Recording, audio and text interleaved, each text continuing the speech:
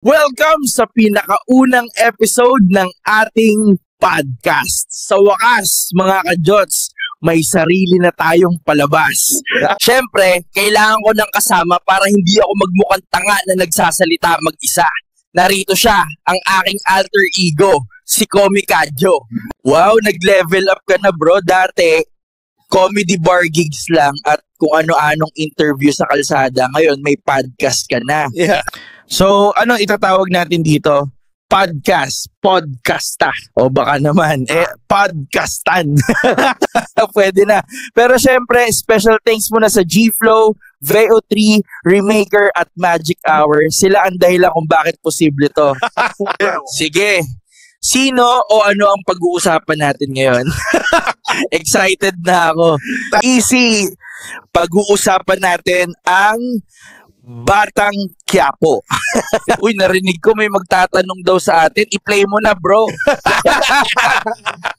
Hello mga kajots! Congratulations sa inyong unang podcast at karangalan kong maging unang magtatanong. Wala yun, idol. Fan kami ng show mo. Pero teka, totoo bang magkakaroon ka ng collab sa GMA kasama si Ruru M? Oo, yung proyektong Lolong Probinsyano kung saan gaganap ka bilang lolo niyang kalahating tao, kalahating buhaya. Wow! Akala ko ba ako yung nagtatanong? Initial stages pa lang yung chismis na yan. Busy kami sa Batang Quiapo. Kaya baka hindi ito mangyari sa lalong madaling panahon. Anyway, eto ang tanong ko. Sige bro. Tanong mo lang sa amin. Totoo ba na ang karakter ko, si Tanggol, ay hindi talaga taal na taga-Quiapo? Oo. Nag-research kami dyan. Nagtago si Marites kay Don Ramon nung nabunti sa kanya. Tapos, napunta siya sa isang bayan sa Nueva Ecija kung saan niya pinanganak si Tanggol. Siyempre, doon siya lumaki at nag-elementarya bago lumipat sa Santa Cruz, Maynila. Wow, ang dami niyong alam. Sana all. So, saang bayan sa Nueva Ecija yon? Sa Quiapo, Nueva Ecija. Kaya nung bata si Tanggol, ang tawag sa kanya, Batang Quiapo.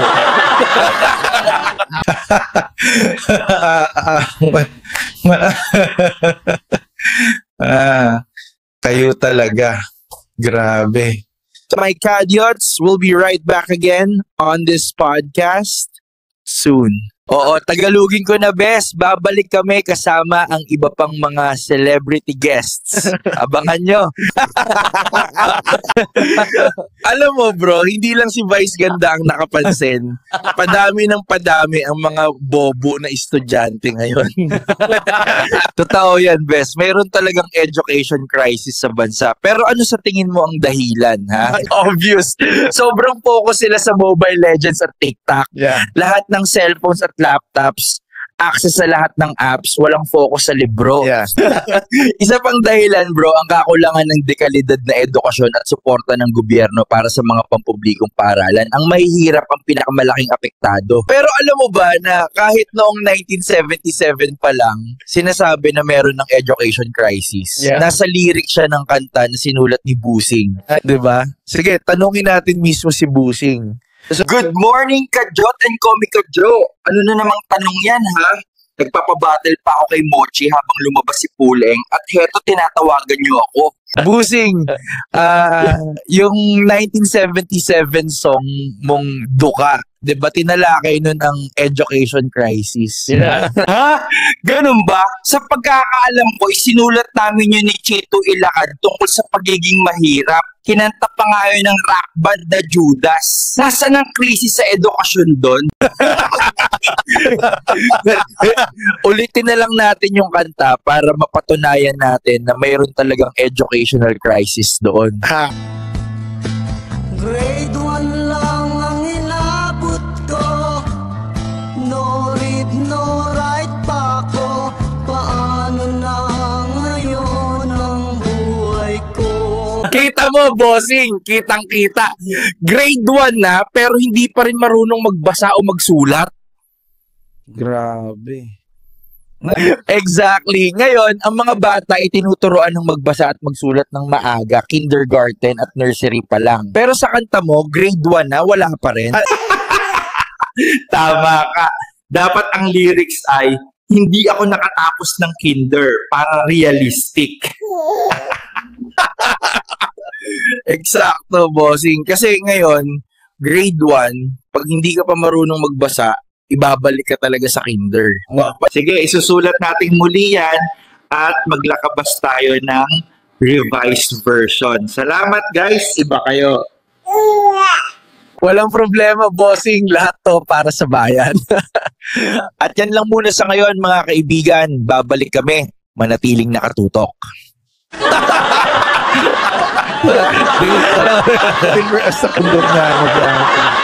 Magandang umaga mga ka-Jots. Pag-usapan natin ngayon ang transportation lalo na sa dami ng baha. Exactly, bro. Imagine kung elevated trains lang, hindi magsasuffer ang mga commuters sa tuwing bumabaha. Speaking of trains, of course, the 80s kids who grew up with LRT1 and the 90s kids with MRT3 and LRT2 can totally relate here. Yeah. So tell me, what's your favorite station? Yeah. Para sa akin, Anona Station sa LRT2. Yeah. Memorable sa akin dahil dati, doon ko sinusundo at hinahatid sa Marikina. Wow, balikan. Typical love story ba yan?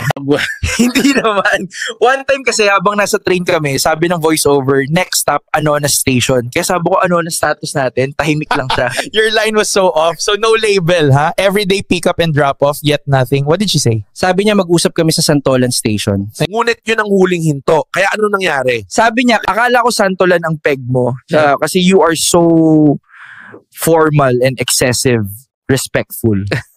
Kaya interesado ka talaga sa akin. Akala ko magkaibigan lang tayo dahil hindi ka man lang sumubok. Doon nagbago ang lahat. Ang hina mo, tol.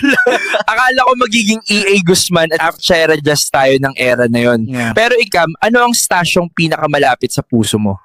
Sa akin, Bambang Station sa LRT1. After nights of partying, doon kami bumababa para magpagaling ng hangover, soup, congee, silog meals, lahat. Andun lahat ng 24-hour food spots. Yan. Pero sara ng LRT nun, so ano ang connection? Sa ilalim ng Bambang, ang daming motel at pokpok doon. So after the alak, diretso na sa Bembang.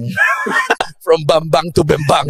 Totally relatable. But seriously speaking, some stations are really misplaced. There are areas where they should have added stations but did not. Yes. Eksakto, kunwari yung MRT3 sa Cubao, dapat naglagay sila ng isang istasyon sa New York Street bago Araneta, Cubao. Oo, daming provincial bus terminal dun sa area na yan. Yun, dude. New York Street is malapit sa famous, iconic Q-Mart. Yes, and commuters struggle walking all the way to Aurora Boulevard just to catch the LRT2 or a jeepney. Isipin mo na lang mayroong New York Station sa MRT3, yung boses pa lang, ang angas na. Now approaching New York, our next station is New York. Love it, man. True, I wish the DOTR had thought of that back then. But hey, did you know there are also LGBT-friendly stations? Really? Wow, that's new. Even train stations are inclusive now? Oo. Nangunguna, Shoe Boulevard, friendly doon, pati banyo, welcoming. Diba? Isipin mo, pag pinaikli mo yung Shoe Boulevard, tas inimbita mo yung tropa mo doon, Shobu na. So pag nagtanong yung kaibigan mo, nasan ka? Shobu na ako, dito tayo magkita, Shobu na tayo. Eksakto. Tapos yung Ortigas Station, the ultimate stop for submissives. Yeah. Parang yan yung station ng mga alipen, yung mga sumusunod lang. Yeah. Imagine na lang may lalapit sa'yo, pwede kitang maging alalay.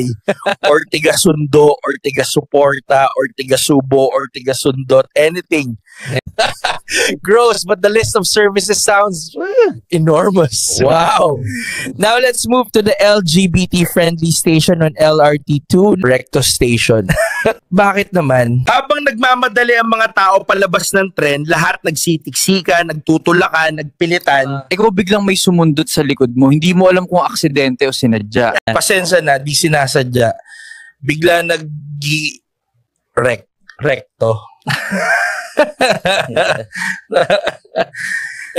Sinusubukan kong kunin ng iyong atensyon. At syempre, pagkatapos ng mapaglarong pagbangga na yun. Saan sila didiretso? Sa pinakasikat na LGBT mall sa lahat, ang Isetan. Pero wala pa rin tatalo sa sikat legend na LGBT station sa LRT1. Saan pa nga ba? Baclaran Station. Totoo. Announcement, paparating na sa Baclaran Station.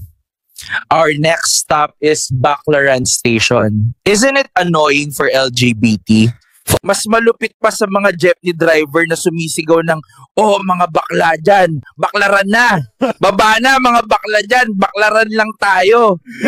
Tama, ulit-ulit lang, brutal eh. Kaya marami talagang nalalaglag, lalo na yung mga closeted. So ano pa yung mga istasyon na LGBT na naiisip mo? Ayon sa LRT1, mayroong Blumentritt Station. Yeah. Blumentritt. Yeah. Tapos may Tayuman Station. Tayuman. Ang klasikong joke ng tatlong magkakalapit na stop, Blumentritt, Tayuman, at syempre, Bembang. Ay, Bambang pala. True, they're all interconnected like one naughty story. Ano masabi mo sa Quirino Station? Yan ang tunay na napakabigay. Ang epitome ng pagiging malandi. Kasi alam mo, Kiri, no? Yeah. Paano naman ang Gilpuyat Station? Yan yung station ng mga overwork. Yeah. Yung mga walang tulog, pa-night shift, pa-day shift. Basically, yung lupain ng mga zombie. Yeah. At Abad Santos Station sa Tondo. Tondo yan eh. Alam na natin ang dating matigas, astig, minsan malupit. Pati santudo, napapagkamalang bad. Kaya nga sabi nila, kung may a good Santos, meron ding a bad Santos. Akala mo di ko tayo tatawain, no? Smooth. Okay, how about Fifth Avenue? What's your insights? Sa Fifth Avenue siguro. Noong 80s, panahon ni Guy at Pip, nung kasikatan nila sa showbiz. Yeah. Kaya ipinangalan sa kanya yung station under his nickname. Kaya pala Fifth Avenue. Yeah. At kamakailan lang, narinig ko, gusto nila si Pip Solomon, kapatid ni Charis, na mag-endorso ng istasyon. Hindi ko lang sure kung totoo yan. O Char! Wow, naitawid. What about Masinag Station in Antipaulo? Yung station na yan, simbolo ng time discipline on how to respect other people's time. Nandun kayo sa LRT2, walang traffic, ang mga commuter ay nakarating na sa kanilang destinasyon. Kasi ang Masinag is short for mas inagahan or arrive earlier. And of course, the favorite station of college girls and the Konyo crowd, Katipunan. Yes, the only underground station. Some students hang out sa Cubao na naka-uniform na hindi naman sa atin yung nag-aaral. Yung bang mga estudyanteng babae sa bangketa na nagtitinda ng mga candy? Then that girl student will ask you to translate the phrase, fill the itch. Katipunan. Pero teka, bakit nga ba ang Roosevelt Station ng LRT1 ay pinangalan ng FPJ Station? Sa pagkakaalam ko kasi, hindi naman halos alam ng mga Pilipino yung Roosevelt. Totoo ba na ang maliit na babae nag-claim na siya ang unang nagkaroon ng MRT station na ipinangalan sa kanya bago sa kanya? Hindi totoo. Pinangalanan to sa Kapuso Channel, hindi sa kanyang pangalan. Huwag kang asumera. Alam ko dahil ang apelyido ng GMA ay hindi Kamuning. Well, I guess we managed to cover everything about transportation today. So until next time, Kadyots, see you again.